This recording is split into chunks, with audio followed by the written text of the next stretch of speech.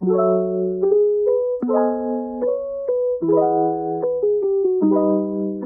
Press Universe, welcome back to Pusu Podcast 2022. And I'm here as your host today. My name is Vira and I'm not alone. I have a partner here. Hello Faki. Hello Vira, my name is Faki and I'm here to accompany Vira in today's episode. So, today's episode we will discuss about a very interesting topic.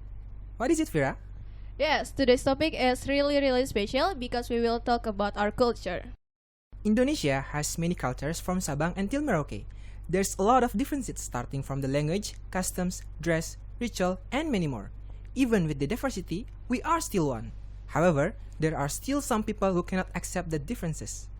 This is because we need time to get to know each other's culture. And in this episode, we will talk about the differences in Indonesian culture that are found in students at Presiden University.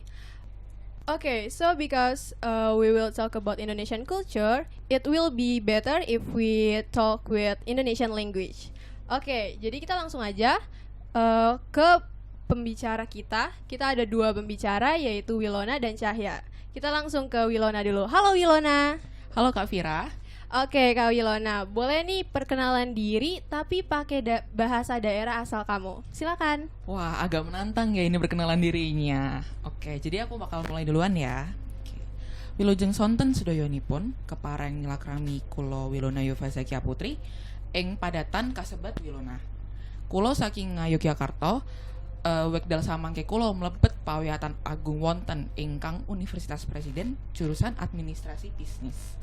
Makatan atur pitepangan saking kula ngaturaken ageng panuwun. Oke, so namanya Kak Wilona dari jurusan Administrasi Bisnis. Iya, benar nih Kak. Oke, thank you. Mungkin kita bisa lanjut ke pembicara selanjutnya. Oke, selanjutnya kita kedatangan salah satu guest speaker. Dia berasal dari salah satu wilayah yang ada di Indonesia dan terdapat banyak wisatawan asing di sana. Pasti kalian udah tahu ya. Langsung saja kepada Cahya, dipersilakan untuk memperkenalkan diri menggunakan bahasa daerahnya. Wah, terima kasih. Oke, jadi di sini saya akan langsung memperkenalkan diri menggunakan bahasa daerah saya, yaitu bahasa daerah dari Bali. Om Swastiastu, semeton sareng sami. Inggih suksema wastanti tiang inggih punika Gusti Ngurah Ditya Pratama utawi Cahya. Tiang asli Gianyar utawi tiang meneng ring Nusa Dua Badung Bali. Sedurung ling Presiden University, titiang sekolah ring SMAN 1 Kutai Selatan. Ling Presiden University, titiang masuk ring jurusan Manajemen Angkatan 2021. Asa punika manten perkenalan titiang sukseme Om Santi Om. Oke, perkenalan yang sangat baik ya dari Cahya menggunakan bahasa daerahnya. Oke, mungkin kita langsung aja ya masuk ke dalam topik kita. Silakan Vira. Oke, mungkin kita langsung aja ke pertanyaan yang pertama. Can you tell us about your culture? Jadi kalian boleh jelasin nih tentang budaya kalian, mungkin dari bahasanya, dari adatnya seperti kebiasaan orang-orang di daerah kalian, baju adatnya atau upacara adatnya dan lain-lain. Mungkin boleh nih Kak Wilona duluan. Oke, baik Kak Vira. Jadi aku mulai ya. Jadi aku kan asalnya dari Yogyakarta nih. Dari Jogja sendiri itu tuh sebenarnya culture-nya tuh nggak jauh beda nih dari mungkin daerah Jawa Tengah ataupun yang lainnya. Jadi untuk upacara adatnya itu sendiri ada yang aku tahu ada dua, upacara adat Sekaten dan Bekaka. Kalau upacara Sekaten itu digelar setiap tanggal 5 bulan Maulud di dalam penanggalan Jawa ya ini. Dan untuk ritual yang ritual Sekaten itu diadakan untuk memperingati kelahiran Nabi Muhammad SAW. Ini sudah eksis sebenarnya sejak pemerintahan Sultan Hamengkubuwono yang pertama. Jika dulu Sekaten itu ditujukan sebagai seruan untuk memeluk Islam, kini Sekaten lebih dimaknai sebagai rasa sukacita atas kelahiran Nabi Muhammad. Jadi ada unik juga nih, keunikan dari Sekaten itu selama sepekan upacara Sekaten akan ada permainan gamelan Jawa dari Kiai Guntur Madu dan Kiai Nogo Wilogo. Dan untuk yang kedua tuh ada namanya upacara Bekaka. Jadi upacara Bekaka itu merupakan ritual yang bertujuan mengenang kesetiaan salah satu abdi dalam kesayangan Sri Sultan Hamengkubuwono yang pertama bernama Kiai Wirasuta dan Nyai Wirasuta. Bekaka itu berarti korban penyembelihan yang berwujud hewan atau manusia. Manusia yang dimaksud adalah tiruan yang berwujud sepasang boneka pengantin dengan posisi duduk bersila terbuat dari ketan berisi cairan sirup gula merah. Upacara ini tuh juga dilaksanakan pada hari Jumat bulan Sapar. Oke, kalau untuk baju adatnya sendiri itu untuk laki-laki ada yang namanya surjan. Jadi surjan lurik itu banyak digunakan sebagai pakaian seragam bagi aparat kerajaan keraton ya maksudnya. Terus prajurit dan rakyat biasa. Rakyat biasa tuh maksudnya kayak aku dan ya rakyat Yogyakarta gitu. Dan di lingkungan keraton itu untuk ukuran garis yang terdapat pada surjan lurik itu melambangkan jabatan si pemakai. Itu uniknya dari surjan. Dan untuk perlengkapannya sendiri itu ada baju surjan takwa, kain batik, ikat pinggang, belangkon, dan selop. Pakaian yang digunakan itu untuk keperluan sehari-hari biasanya. Dan yang kedua itu ada untuk perempuan, yaitu baju adat kebaya. Pada umumnya kebaya sering digunakan pada pesta perayaan tertentu, dari mulai pesta formal dengan rekan bisnis, mungkin pernikahan atau perayaan acara tradisional, hingga perayaan kelulusan sekolah seperti wisuda itu biasanya kita pakai kebaya gitu Kak kira-kira. Wah, keren banget sih Yogyakarta ini. Budaya sangat beragam, dari upacaranya yang beragam, baju adatnya yang beragam. Benar-benar keren deh Yogyakarta ini. Oke, terima kasih Kak Wilona. Mungkin boleh dari Kak Cahya nih. Oke, jadi terima kasih atas waktunya. Nah, saya di sini akan memperkenalkan budaya dan baju adat dari daerah saya, yaitu dari daerah Bali.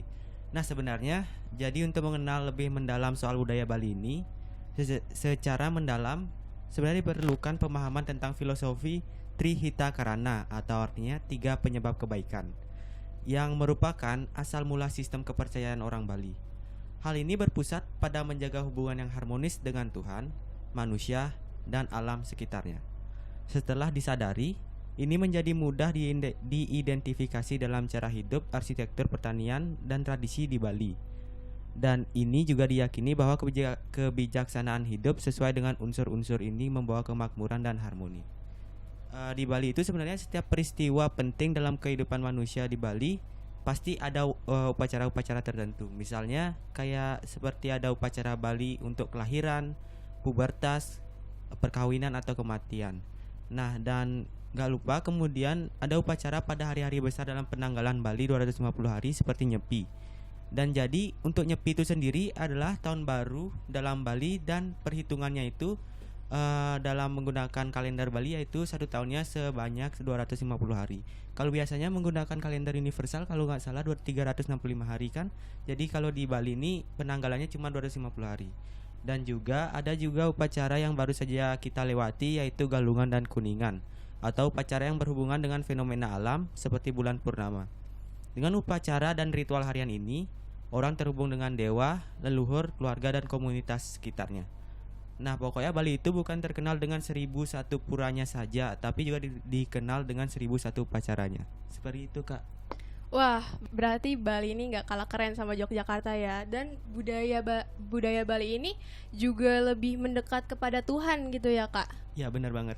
Ya, dan serunya lagi kayaknya Bali ini banyak hari besarnya ya, dari Hindunya sendiri. Berarti kita bisa bertemu dengan teman-teman Hindu dan mengadakan upacara-upacara dari hari besarnya itu. Oke, terima kasih dari Kak Cahya.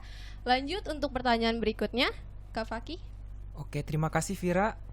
Jadi seperti yang kita telah ketahui teman-teman Press Universe, budaya yang ada di Indonesia itu sangat banyak. Kita pun yang berada di Presiden University pasti mempunyai kenalan atau beberapa teman yang memiliki budaya yang berbeda dengan kita, karena mereka berasal dari daerah yang berbeda juga. Oke, untuk pertanyaan selanjutnya nih, menurut kalian gimana sih lingkungan mahasiswa di Presiden University itu? Karena tadi telah dijawab oleh Wilona, mungkin sekarang kita tanya kepada Cahya dulu loh. Oke, terima kasih Kak. Jadi saya ulangi pertanyaannya, yaitu menurut kalian gimana sih lingkungan mahasiswa di Presiden University? Benar kan Kak? Iya, benar sekali. Nah, jadi menurut aku lingkungan mahasiswa di Presiden University ini sebenarnya sangat membangun ya Kak. Karena aku juga merasakan sisi positifnya juga. Di sini aku bisa lebih mengimprove diri aku sendiri, bagaimana cara aku berpikir buat melihat orang itu seperti gimana, dan cara memandang orang seperti gimana gitu sih Kak. Jadi mendapatkan wawasan baru gitu ya? Iya. Oke. Mungkin selanjutnya dari Kak Wilona, silahkan. Oke, baik. Jadi gimana nih menurutku lingkungan mahasiswa di Presiden University ini? Yang pertama itu adalah sangat beragam, karena kan kita juga ada beberapa teman nih dari mahasiswa asing seperti dari Cina dan dari negara lain. Dan mahasiswa di Presiden University itu benar-benar dari Sabang sampai Merauke gitu. Jadi hal paling besar yang aku pelajari dari Presiden University adalah bagaimana caranya kita menerima keberagaman. karena banyak banget nih mahasiswanya dan banyak banget nih karakter yang berbeda. Jadi gimana caranya kita menyesuaikan dan bagaimana caranya kita menghadapi beberapa orang baru di dalam hidup kita gitu. Wah, sangat menarik ya pendapat dari Kak Wilona. Memang sih di Presiden University terdapat sangat banyak budaya, terutama dari orang-orangnya sendiri, cara berbicara, terus cara berperilaku dan bertindak itu sangat beragam. Mungkin kita lanjut ke pertanyaan berikutnya nih, gimana Vira? Oke, aku penasaran nih. Kan kalian dari daerah yang berbeda. Waktu kalian datang ke kampus, apakah kalian sulit menyesuaikan diri hidup di lingkungan yang berbeda? Apakah dari kalian ada hal yang gak disuka di lingkungan Presiden University yang berbeda dari budaya kalian? Oke, mungkin dari Kak Wilona duluan. Oke, baik. Karena secara aku berasal dari Jogja itu kan kebanyakan orang-orang Jogja tuh bertuturnya lemah lembut, ramah gitu kan. Itu udah identitas banget nih buat orang-orang Jogja. Nah, sebenarnya hal paling besar yang aku masih agak culture shock di sini tuh mengenai mungkin dari cara orang-orangnya berbicara di sini gitu. Kan biasalah daerah Cikarang, Bekasi ini tuh kayak bahasanya lebih keras, lebih kasar gitu kan untuk beberapa hal. Tapi dari situ juga aku belajar sih bagaimana caranya menyesuaikan di lingkungan baru. Terus untuk sampai saat ini itu tuh aku udah cukup menyesuaikan ya hampir setahun ini. Dan yang aku nggak sukai cuman overall itu nggak terlalu banyak sih, mungkin cuman karena culture shock perbedaannya itu aja gitu. Oke, berarti dari Kak Wilona sendiri agak sulitnya di komunikasi bersama yang lain ya? Iya, itu awal-awal aku agak sulit banget nih komunikasi, tapi lama-lama aku menyesuaikan. Oke, berarti Kak Wilona gampang ya menyesuaikan diri di tempat baru?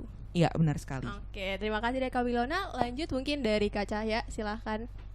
Oke, jadi kan aku sebelumnya berasal dari Bali ya. Di sini aku juga mau bukannya untuk mengurang-urangi daerah Cikarang, tapi karena aku awalnya berasal dari Bali, jadi yang di sini yang membuat aku culture shock adalah di mana waktu kita misalkan berpakaian kayak seperti agak terbuka sedikit itu, masyarakat di Cikarang ini agak melihatnya seperti hal-hal yang sangat baru, hal-hal yang sangat tabu gitu.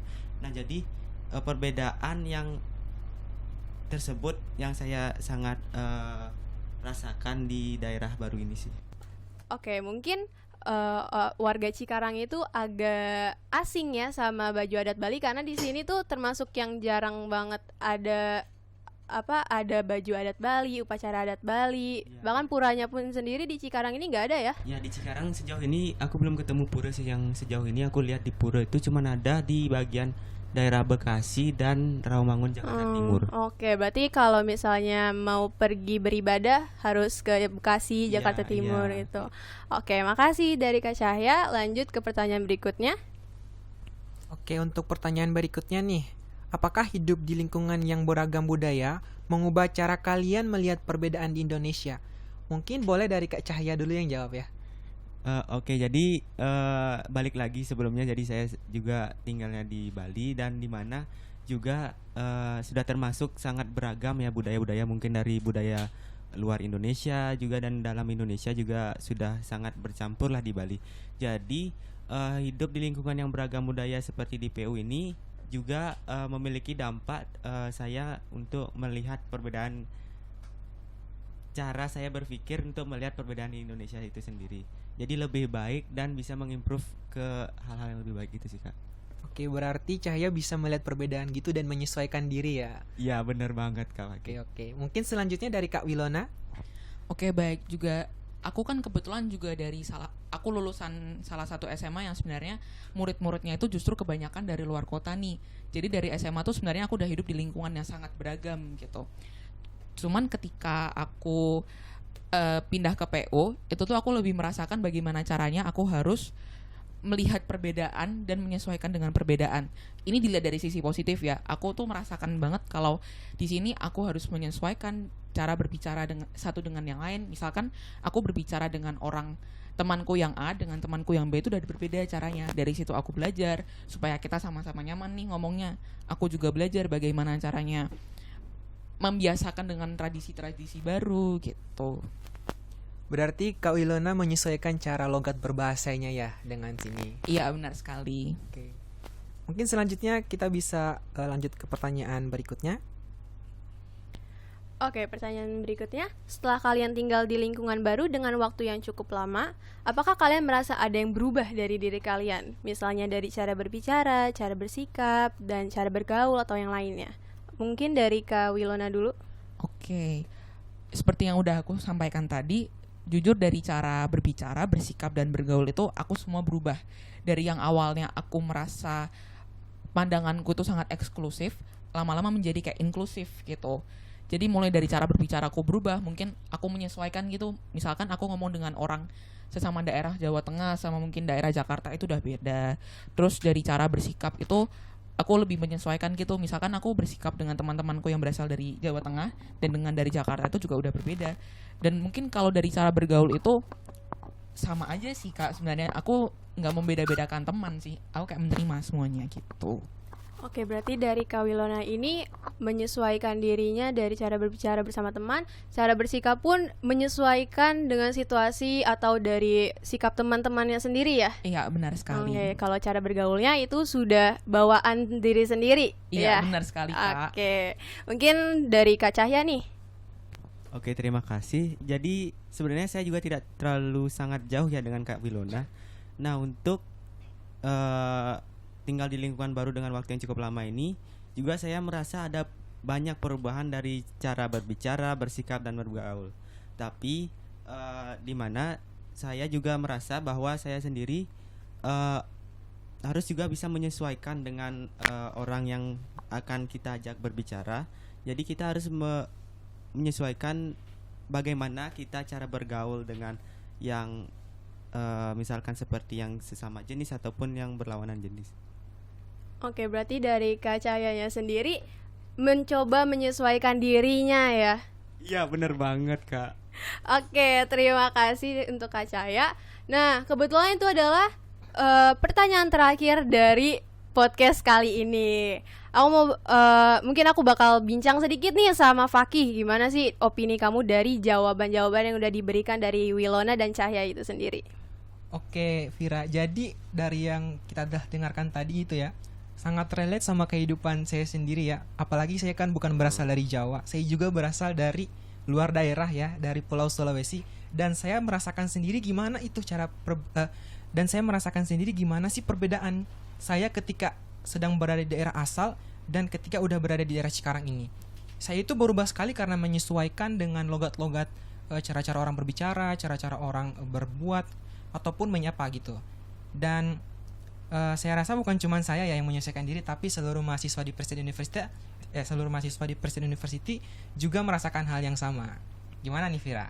Oke, berarti itu sebenarnya kayaknya anak-anak Presiden University ini cepet banget menyesuaikan diri di lingkungan Presiden University itu sendiri. Karena kayaknya semua anak-anak yang dari luar daerah itu mencoba menyesuaikan diri masing-masing bersama teman-temannya. Dan akhirnya kayak sama-sama belajar gitu untuk mengenal budaya satu sama lain.